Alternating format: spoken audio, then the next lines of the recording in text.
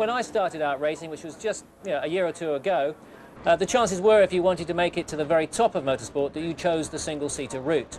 Nowadays, increasingly younger drivers can choose the saloon car route. Matt Jackson.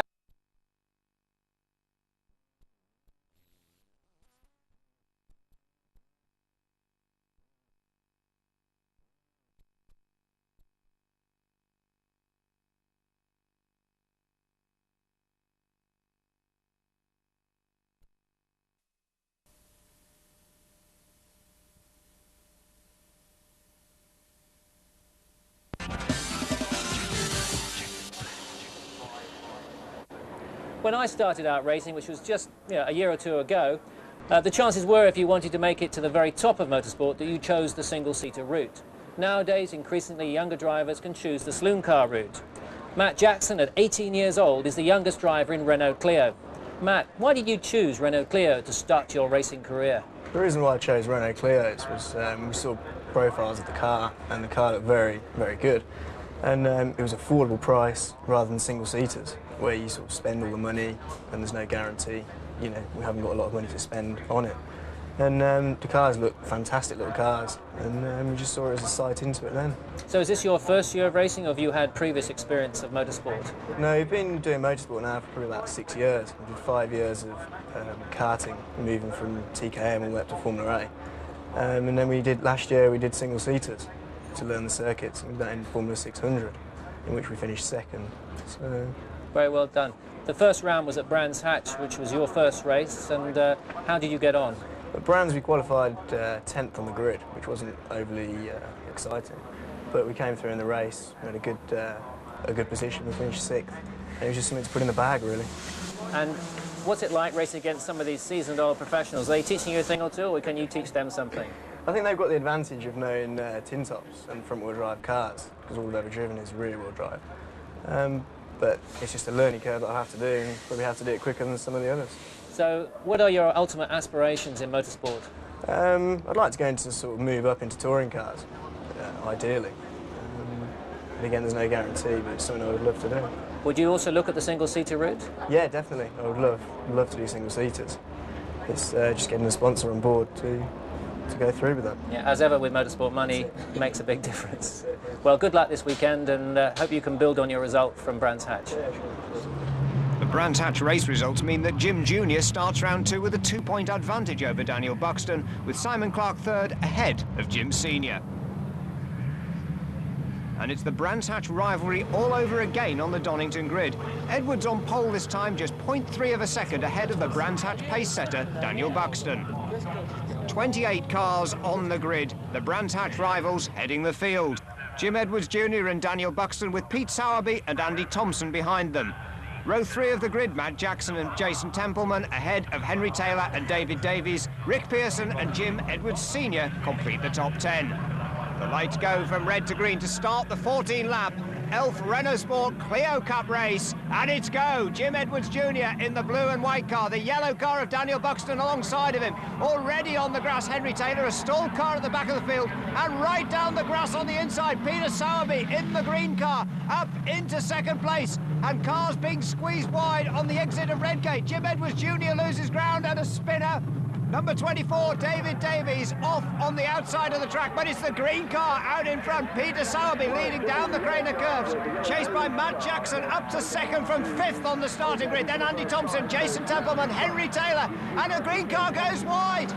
Pete Sowerby fighting for control on the grass, 100 miles an hour at the Craner curve, still in 5th gear, trying to get it back onto the tarmac. He's lost a lot of ground. Oh, he's lost it completely now, and that is head-on at 110 miles an hour. Buxton hits him fair and square. Buxton's car spewing water. That's stranded in the middle of the track. Pete Sowerby's car is off on the grass on the outside, but the race goes on. Matt Jackson now leads. Henry Taylor on the run out of Coppice Corner, down the straight into the chicane. Matt Jackson in the lead. Henry Taylor, number 88. Well, he had a great start down the grass as well. Then Andy Thompson third, Jason Templeman fourth, and Jim Edwards Jr. back down in the field, and a challenge there. But it is still the number 8 car, Matt Jackson, out in front. Riding with Gary Townsend, started 16th, but this is a bid for 12th place, right down the inside of Jan Prowse, on the tail of David Gibson. He's shouting in the car, he's over the grass. Now, can he hold on to that 11th place? He's being forced wide, though. He can't take a tight defensive line. There must be a car on his right-hand side, a flash of orange in the bottom of the windscreen there. Jan Prowse is there on his inside. Oh, and so is another car as well. 3 abreast into Redgate Corner, and he loses ground again, back down into unlucky 13th place, right on the tail of Jan Prowse. And the race leader's off. Matt Jackson gets it back onto the track, and don't forget there's a car stranded there. The yellow flag's only seen at the last possible minute. And what a surprise for the race leader, and I think he thinks there's going to be a safety car on the track. He's backed off. But there's green flags there, and taking advantage, very quick thinking there. Henry Taylor down the inside, followed through by Jim Edwards Jr. And Matt Jackson trying to regain the momentum now. Up into Coppice Corner, he's trying to close the door on the cars behind, but he's being clipped, and off he goes. Well, he must be furious with himself about that, because he misread the signals. He thought there'd be a safety car, there wasn't, and the man who took advantage, Henry Taylor, now with a gap, but Jim Edwards right in his slipstream. Tight line from Taylor into the chicane, forcing Jim Edwards to take the long way around. No way through this time around, but this is going to be a splendid scrap. Behind them, Jason Templeman, then the 2 blue and white cars, as they do now slow in formation. No overtaking allowed. And let's look at that opening lap again. Pete Sowerby, perhaps there, the tyres a little bit cold. The tail just came out of line, unstuck him. Fighting for control on the grass, no grip there, but the car trips up just as he rejoins the tarmac. Fishtails one way, fishtails the other way, but that is a 110 mile an hour head-on collision. Daniel Buxton lucky there to escape with no injury, just a severely battered motor car. Both Pete Sowerby and Daniel Buxton are not going to get points from this weekend. The shrug of the shoulders says absolutely everything. So now the car's circulating behind the safety car. The oil flag out down at the old hairpin as well. But the lights are off on the safety car. That is the signal. It's coming into the pits. The race is going to restart. And at the head of the pack, it's Henry Taylor, has the advantage of getting the jump on Jim Edwards. Let's see if he can do it as the Cowards across the line. No overtaking to the start line. The race is on now, though. And Henry Taylor's taken a little bit of airspace. Jim Edwards takes a look out down the inside. Into Redgate Corner, though, through in convoy. Taylor, Edwards, Templeman, Pearson, and then Jim Edwards Sr. at the tail of that group. Down the Craner curve, speed building up past 100 miles an hour. A little bit of a wiggle there from Henry Taylor, right on the limit. And don't forget, the rear tyres on a front-wheel drive car cool down quickly when you're behind a safety car. So the handling will be very twitchy for this opening lap as they build the heat back up. Jim Edwards Jr., though, keeping the pressure on, and somebody has a squeal of tyres, and that is number 10. Jason Templeman was in 3rd place, back-end damage, and that means he's been hit by Rick Pearson, and Pearson has dropped out of 3rd place. So no sign of Pearson, a bit of a gap now, and Jim Edwards Sr. and Stuart Clark are running in 3rd and 4th place. They've got a tremendous battle on there, being joined by number 14, Graham Holmes as well. And scraps going on all the way up and down the field. And the man taking advantage, Stuart Clark, in his first ever Renault Clio Sport race. On his way through the field, up into the 3rd place, and a tremendous battle for 7th. Andy Thompson, number 6 in the silver. Simon Clark moves up down the inside, smokes his tyres, but takes that 7th place in the number 5 car. Race leaders already across the line, and still the pressure on Henry Taylor, soaking up the pressure from Jim Edwards. Then Stuart Clark 3rd. Rick Pearson now up into 4th place. Jim Edwards Sr. dropping down into 5th behind his Mark Fish Motorsport teammate. Then it's Graham Holmes in 6th. Simon Clark and Andy Thompson still contesting 7th and 8th places. And the pressure equally on all the way down the 20 surviving cars in this race. Maximum rate braking into the old hairpin, lifting a wheel there on the curbs. That was Rick Pearson in 4th place, followed by Jim Edwards and Graham Holmes. And Graham Holmes now starting to push pressure on Jim Edwards Sr., but coming up fast behind him, the white car there of Simon Clark, number 5. And It may be Jim Edwards Sr. in a bit of tyre trouble or something there. Loses momentum. Just a little kiss on the back of Graham Holmes' car, though, as Holmes loses momentum out of the corner. Oh, and trying to climb up the inside of Jim Edwards' car there. Number 5, Simon Clark, loses the momentum, and back through into that 7th place goes Andy Thompson. Battle still on for 5th, though, with Graham Holmes. Jim Edwards right in his slipstream. Graham Holmes, former 125cc gearbox kart champion, the 140-mile-an-hour karts, right at home in the sharp-handling Renault Clio. Holding back Jim Edwards there, and behind them now Simon Clark, Andy Thompson, still putting their pressure on and having a fantastic battle. Number 6, Andy Thompson, making a bit of a break as Jim Edwards tries to find a way back down the inside into Redgate Corner. Can he make it stick? Graham Holmes holds on, switches to the inside line down the Craner curves, carries the speed out, quick thinking there, change of racing line, and it's the yellow car once again with the advantage down the Craner curves. Little bit of a wiggle there as Jim Edwards Sr. has to back off the throttle right away down the absolute corner, and taking tremendous advantage. Andy Thompson just slips down the inside, perfectly judged overtaking move. Advertised here, it says, well, this is the best billboard he could have for his driving abilities. Down the inside of the highly experienced ex-touring car and ex-Formula 3 racer Jim Edwards Sr. But Jim Edwards hasn't given up yet, closing back in. And that's been good news for number 14, Graham Holmes, able to take a little bit of a break. Meanwhile, battle on, and 2 wheels on his wagon there. The 2-wheeling Ray McDowell closing in on the tail of Simon Clark.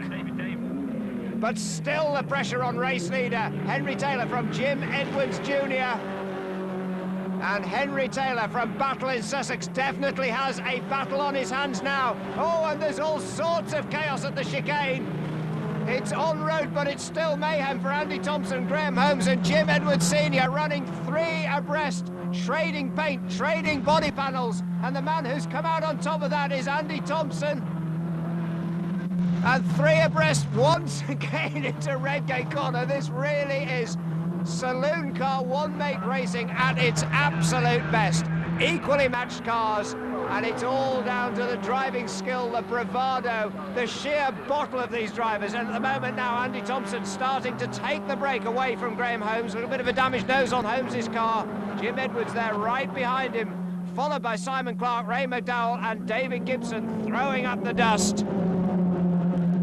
Ray McDowell in the number 4 car now with his head down. He can see this 3-car train ahead of him, all tripping one another up, all defending the lines and therefore not taking the fastest line through the corner. And that's giving him a chance to close up. And once again, David Gibson with the flames on his bonnet throws up the dirt, tries to run wheel to wheel with Simon Clark.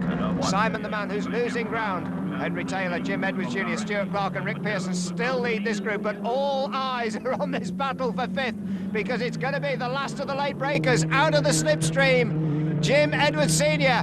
goes very, very deep down the inside, closing the door, number 14, Graham Holmes.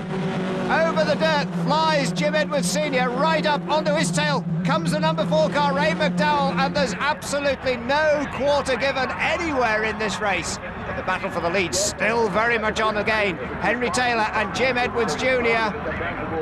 It's Sussex versus Maidenhead in Berkshire at the head of the field, and at the moment it's number 88, Henry Taylor, the man who won his first ever drive in motor racing at a competition at Silverstone Circuit. Well, he's come on some since then, and if he can hold on at the head of this will be his first ever championship race win. 20 years of age, a saloon car expert, has raced Fiestas and Vectras, yet to win a championship race though. And still Jim Edwards Jr. still there on his tail, keeping up the pressure. And he's in an ideal position now on that long Wheatcroft straight into the chicane, dive out of the slipstream, take advantage of the slingshot, but keeping the tight line into the chicane. The widest Renault Clio on the track, the number 88 car, Henry Taylor, watching his mirrors as much as the windscreen. Everywhere that Jim Edwards jinks, he finds that silver Clio is in his way. Oh, and more mayhem at the chicane. Jim Edwards Sr. flies over the dirt, side by side behind between 4 and 14, and 14's off. And a huge impact for Graham Holmes. He's gone onto the track and spinning the other way. The number 4 car, McDowell, is off with heavy front end damage. and they were two huge impacts. And the number 14 car of Graham Holmes stranded in the middle of the track. The steering's broken, and he looks as if he's been winded in the car as well.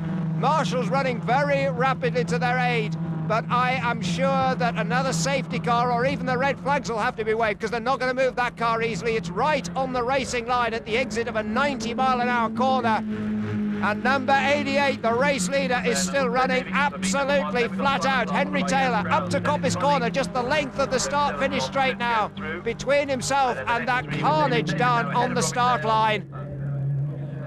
And the racing still goes on, using every one of those 180 brake horsepower, flat out up to 130 miles an hour down on the final run of the chicane. But two other cars aren't going to see the finish. Off go 25 and 21, Jan Prowse and Dennis Bunning, locked together in the gravel trap. Well, they'll be having a few words about that, but yes, the red flags are being waved to end the race prematurely. The cars on the 12th lap of the race. The results will be calculated back to lap 11. Well, let's see what happens here. Jim Edwards Sr. causes a bit of a bottleneck. The contact there just throws the number 14 car of Graham Holmes very hard into the wall. All the front wheels locked up, and off on the other side of the track, the number 4 car of Ray McDowell. Well, thankfully, there is Graham Holmes being helped from his car, bruised and winded, but otherwise basically unhurt, but he's going to face a very big repair bill. Results calculated back, though. Henry Taylor taking his first victory, Jim Edwards second, Stuart Clark in his first ever Clio race third, Rick Pearson fourth, Andy Thompson and Graham Holmes given fifth and sixth. But what a debut for young Stuart Clark. Put it down to luck or what, but yeah, as I say, we got the deal done last week. Car ran for the first time in anger yesterday in qualifying. I hadn't turned the wheel since then. We had to spend the morning practice session bedding the car in. So managed in the race just to keep my head down, try and read what was happening in the race, keep the head clean, keep the nose clean, and seems to have paid off. So it's brilliant. Good for the team as well. Well, plenty of drama in the race right from almost the first corner. Poor old Peter Sowerby will be ruining this attempt to rejoin the track and the subsequent head-on collision with Buxton. I don't think it's rough. I don't think the drivers are intending to have these accidents. The cars are lively, and they take some. You need to respect the cars in the first few laps, and once people realise that and drive accordingly. I mean, there's me saying that. I drove straight off at the first corner. I'm a victim of it myself. But if people realise that, then I think things will be a lot better later on in the year. Well, rough driving, maybe not. Certainly lively cars and a tremendous battle with Henry Taylor taking the checkered flag. I was just sort of holding my place really. I wasn't trying to push the car, so not to wear my tyres out too much and keep the brakes working to the very end really, and just not pushing it too much, just holding place really, so just keep him behind me. But it's Jim Edwards Jr. who still leads the championship points total by 18 points from Rick Pearson, whose fourth place moves him ahead of Jim Edwards Sr., Simon Clark, Andy Thompson and Henry Taylor. Well, that's about it for this week's Checkered Flag. Join us next time when the action comes from the super fast, super bumpy, super exciting Thruxton circuit in Hampshire. Until then, goodbye.